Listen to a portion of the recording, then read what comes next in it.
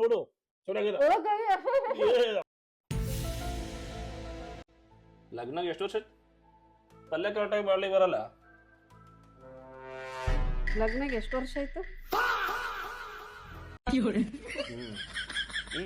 ಕರೆಕ್ಟಾಗಿ ಪಲ್ಯ ಸೂಪರ್. ಲಗ್ನಾಗಿ ಎಷ್ಟು ವರ್ಷ ಆಯ್ತು? ಚಪಾತಿಗೆ ಎಷ್ಟು? ಅದೆಲ್ಲ ಕೇಳಲಾಗಿನ್ ನಾನು.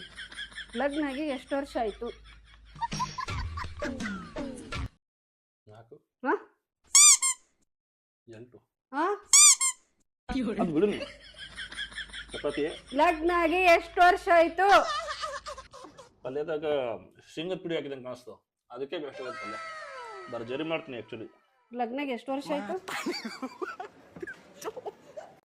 10 ಹಾ 12 ಹಾ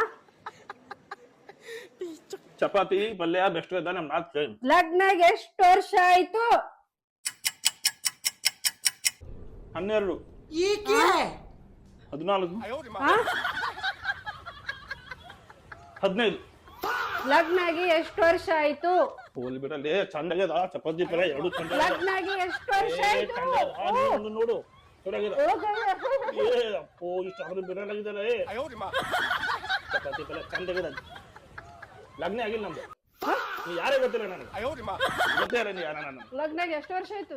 ಹೋಗಲೇ